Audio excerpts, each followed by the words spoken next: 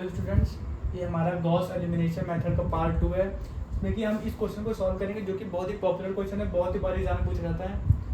जैसे यहाँ पे हम देख सकते हैं, हमें 3 इक्वेशन दी गई हैं और 4 वेरिएबल दिए गए हैं। तो हम इस तरह को किस तरह सॉल्व करेंगे इस तरह क्वेश्चन में। तो इसमें सबसे पहले हमारा कौन कौन चीज़ इस्तेमाल होंगी। सबसे पहले हमारा रोचलॉन फॉर्म इस्तेमाल होगा इसमें, और हमारा पाइवोट वेक्टर और फ्री वेक्टर इस्तेमाल होगा। पाइवोट वेरिएबल सॉरी और फ्री वेरिएबल इस्तेमाल होगा, जो कि हमने पिछले लेक्चर में कंप्लीट किया है। और जब तक अगर हमें पाइवोट वेरिएबल और फ्री वेरिएबल के बारे में नहीं पता होगा तो हम इस क्वेश्चन को सॉल्व नहीं कर सकते हैं। हमें यहाँ पे x1, x2, x3, x4 की वैल्यू निकालनी है, वो भी help of Gauss elimination method की। तो आइए इसको शुरू करते हैं। सबसे पहले हमारा स्टेप क्या था। सबसे पहले हमारा स्टेप था यहाँ पे ए आर्गुमेंट बी निकालना। तो अब तक आप जान गए होंगे कि ए कैसे लिखते हैं। तो ए हमारा यहाँ पे क्या है, 1, 3, -2 और 5, 2, 8, -1 और 9, 3, 5, -12 और 17। और बी यहाँ पे क्या है हमारा, 4, 9 एंड 7। ठीक है, हमारे पास ये दिया गया है। और हमारे पास x क्या है यहाँ पे, x1, x2, x3 और x4। ठीक है, हम सबसे पहले इसको ए आर्गुमेंट बी के फॉर्म में लिखेंगे।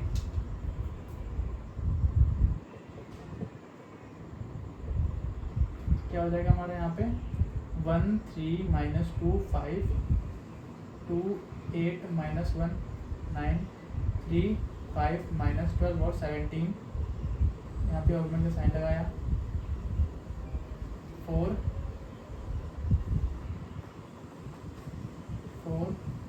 9, 7। ये हमने ए आर्गुमेंट बी को यहाँ पे हमने लिख लिया। अब हमें यहाँ पे सबसे पहले इसको रो एचेलॉन फॉर्म में कन्वर्ट करना है। इसको रो एचेलॉन फॉर्म में कन्वर्ट करने के लिए यहाँ पे 1 दिया गया है, तो यहाँ 0 बनाना है, यहाँ 0 बनाना है और यहाँ पर भी हमें 0 बनाना है। तो यहाँ पर 0 बनाने के लिए हम लोग कौन सा ऑपरेशन इस्तेमाल करेंगे। तो हम यहाँ पे रो 2 में रो 2 माइनस रो 1 कर दे, तो 2 टाइम्स ऑफ रो 1 कर दे, तो यहाँ पे क्या बन जाएगा, 0 बन जाएगा। तो आइए परफॉर्म करते हैं।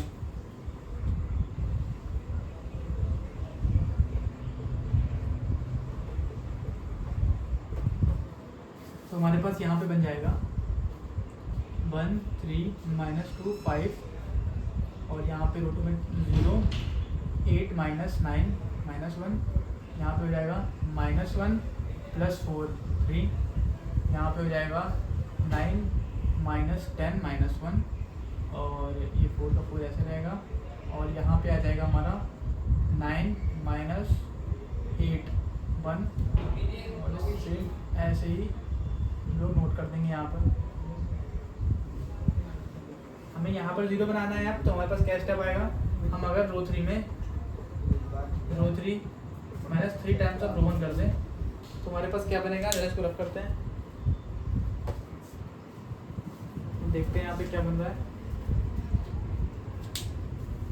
यहाँ पे अगर हम लोग यहाँ पर रो 3 में 3 टाइम्स ऑफ रो 1 माइनस कर दें तो हमारे पास क्या बनेगा, 1, 3, -2, 5, 4, 0, -1, 3, -1, 1। रो 3 में 3 टाइम्स ऑफ रो 1 किया, यहाँ 0 हो गया। रो 3 में -3 टाइम्स ऑफ रो 1 मतलब 5 5 हो गया, 5 -9 -4 और फिर -12 प्लस हो गया +6। तो यहाँ पे हो गया -12 + 6 -6 और 17 -15 -2 सॉरी यहाँ पे 17 -15 2 हो गया यहाँ पर। और ये हमने 7 -12 पे हो गया हमारा -5। हमें यहाँ पे 0 बनाना है, तो हम क्या करें, रो 3 में रो 3 + 4 टाइम्स ऑफ रो 2 कर दें। तो हमारे पास क्या आ जाएगा यहाँ पे, 1, 3, -2, 5, 4, 0, -1, 3, -1, 1, 0। यहाँ -4 प्लस -4 और इधर माइनस करते सॉरी, तो यहाँ -4 +4 0, यहाँ -6 हो गया और ये -12 हो गया, -6 और ये अपना -4 या 12 -18 और इधर हमारा माइनस ये हमारा 2 है, 2 माइनस प्लस 4 6 हो गया और यहाँ पे हमारा हो जाएगा -5 -4 -9 हो गया। हमने ये देखा यहाँ पे हमारे पास ये आ गया। तो जैसे हम पिछले बताया था ये मेरा सबसे पहले हम चेक करेंगे पाइवट और फ्री वेरिएबल कौन कौन से हैं। तो यहाँ पे पाइवट वेरिएबल कौन सा है, मैंने क्या बताया था, 0 के इधर वाला, इस रो में देखेंगे 0 के बाद आ रहा है, जैसे ये हमारा क्या है पाइवट वेरिएबल है, इसमें 0 के बाद ये आ रहा है, ये पाइवट वेरिएबल और ये भी पाइवट वेरिएबल है। फ्री वेरिएबल कौन सा है, ये z वाला। तो यहाँ पे x y और z क्या है, पाइवट मतलब डिपेंडेंट है और ना सॉरी x1 x2 x3 लिखते हैं, x1 x2 और x3 यहाँ पे पाइवट डिपेंडेंट है और x4 यहाँ पे क्या है फ्री वेरिएबल है। तो हम ध्यान देंगे तो हमेशा हम डिपेंडेंट वेरिएबल को फ्री वेरिएबल के फॉर्म में ही कन्वर्ट करते हैं।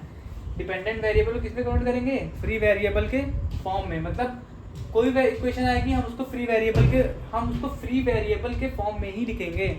ये हमारा क्या है फ्री वेरिएबल। जैसे यहाँ पे आ रहा है x1 plus 3 times of x2 minus 2 times of x3 plus 5 times of x4 बराबर 4। यहाँ पे x2 minus x2 plus 3x3 minus x4 बराबर 1। यहाँ पे माइनस 18 x3 प्लस 6 x4 बराबर -9। तो इस इक्वेशन में देखेंगे हमारा x4 फ्री वेरिएबल है और x3 डिपेंडेंट है, तो हम डिपेंडेंट वेरिएबल को फ्री वेरिएबल के फॉर्म में लिखेंगे। तो डिपेंडेंट वेरिएबल हमारा कौन सा है x3, तो हम x3 को क्या करेंगे फ्री वेरिएबल के फॉर्म में लिखेंगे, -9 -6 x4 हो गया, 3 से डिवाइड किया, 3 6 18, 3 9 और -2 x4। ठीक है, हमने यहाँ से x3 = लिखा -3 -2 x4, इसके अपॉन -6 हो गया, प्लस हो गया इधर और ये भी हो गया 6, माइनस कट गया, 3 बन गया 3 3 6, ये कितना आया 1/2 प्लस 1/3 x4। ये हमारे पास पहुंचा। हम आगे इधर सॉल्व करेंगे।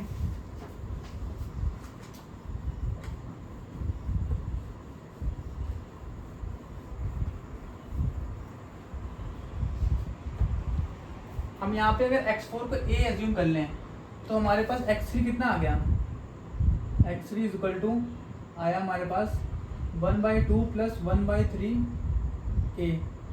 अब हम x3 की वैल्यू जो है हम किस में पुट कर देंगे, इक्वेशन नंबर 2 में, इक्वेशन नंबर 1, इक्वेशन नंबर 2 और इक्वेशन नंबर 3। और इक्वेशन नंबर 2 में पुट कर देते हैं तो क्या आएगा, minus times of x2 plus 3 times of x3 है तो 1/2 प्लस a/3 माइनस x4 बराबर 1। हमको क्या करना है, ये हमारे पास x2 पाइवट है और x4 हमारे पास क्या है फ्री वेरिएबल, तो हम पाइवट वेरिएबल को फ्री वेरिएबल के फॉर्म में लिखेंगे। तो -x2 बराबर कितना हो गया 1 plus x4 plus 3/2 plus 9 sorry 3/2 plus a। ये हमारे पास यहाँ पे ये आ गया। अगर हम यहाँ पे x4 दिया गया है, अगर इस x4 को हम लोग यहाँ पे b एज्यूम कर लें, अगर हम x4 को यहाँ सॉरी x4 तो हमारा a था ही यहाँ पे, हाँ x4 हमारा यहाँ पे a दिया गया है, तो हमारे पास क्या आ गया 1 plus a plus 3/2 plus a। ये हो गया हमारे पास 2a प्लस ये इधर 2 3 5/2 और माइनस साइन लगा हुआ है तो माइनस उधर भेज देंगे। x2 हमारा कितना हो गया minus times of 2a plus 5/2। ये हमारे पास किसकी वैल्यू होगी, x2 की वैल्यू हो गई। हम x2 की वैल्यू किसमें पुट कर देंगे, इक्वेशन नंबर 1 में पुट कर देंगे। तो यहाँ से आया x1 प्लस माइनस हो जाएगा यहाँ पे -3 times of 2a plus 5/2 minus 2 times of x3 2 times of हमारा यहाँ पे x3 हो गया प्लस 5x4 हमारा यहाँ पे x4 क्या था हमारा ये था बराबर 4 दिया गया है। हम यहाँ से अपना x3 हमारे पास ये ऊपर दिया गया है x3, तो हम यहाँ पे x3 को भी चेंज ही कर लेते हैं अभी तुरंत। -2 हो गया, x3 है हमारा 1/2 प्लस ए बाई 3। ठीक है, अब यहाँ पे सॉल्व करते हैं तो x1 minus 6a minus 15/2 minus 1 minus 2a/3 plus 5a equal to 4। यहाँ से ए टर्म वाले के पास करके सॉल्व करते हैं। x1 बराबर हमारे पास हो गया 5a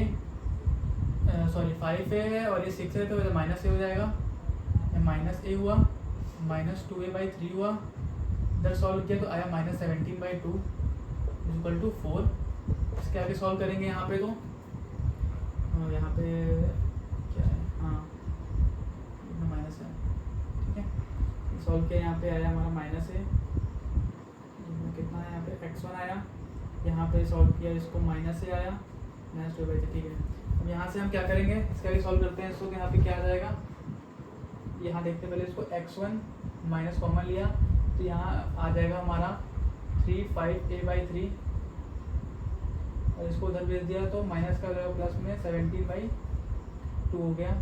तो ये कितना है x1 माइनस 5a/3 हो जाएगा हमारा यहाँ पे, और ये 8 हो जाएगा और 17 18 20 25/2 हो जाएगा। तो x1 यहाँ पे कितना है हमारा 25/2 प्लस 5/3। तो यहाँ से अगर 5 कॉमन ले लेते हैं क्या बचेगा 5/2 प्लस a/3। ये हमारी x1 की वैल्यू यहाँ पे निकल है। यहाँ पास x1 की वैल्यू भी आ गई, x2 की वैल्यू भी आ गई, x3 की वैल्यू और x3 की वैल्यू और x4। x3 हमारा कहाँ है, x1 x2, ये हमारा x3 की वैल्यू और x4 तो हमारा फ्री वेरिएबल था। तो हमने जितने भी डिपेंडेंट वेरिएबल थे उसको किसके फॉर्म में लिख दिया, फ्री वेरिएबल के फॉर्म में लिख दिया। यही हमें करना था और एग्जाम पक्का 5 नंबर में क्वेश्चन आता है। तो हम एक जगह पे सारी वैल्यू नोट कर देते हैं, जरा एक बार हम यहाँ पे नोट करते हैं सारी वैल्यू एक बार। तो हमारी x1 की वैल्यू कितनी है 5 times of 5/2 plus a/3। x2 हमारा कितना है, x2 कहाँ पे, x2 minus times of 2a plus 5/2। x3 कितना है, यहाँ पे हो जाएगा हमारा 6 3 प्लस 2a/6 2 SMBS का 6 आया 3 प्लस 2। ठीक है, और x4 आया हमारा यहाँ पे a। हमारे पास सबकी वैल्यू आ गई। अगर ये इसको मैट्रिक्स फॉर्म में लिखना चाहें तो भी लिख सकते हैं, कोई बड़ी बात नहीं है। यहाँ पे मैट्रिक्स बनाएंगे बड़ी सी, x1 x2 x3 और x4। x1 कितना है यहाँ पे ना 5 times of 5/2 plus a/3 minus 2a plus 5/2 और 3 प्लस 2a/6 और यहाँ पे अपना a आ गया, a है सॉरी, ये हमारा आंसर आ गया। मैंने x1 x2 x3 x4 की वैल्यू आ गई हमारी। ओके, समझ में आया आपको, बहुत इंपॉर्टेंट है, इसको ध्यान से समझिएगा। Okay, thank you.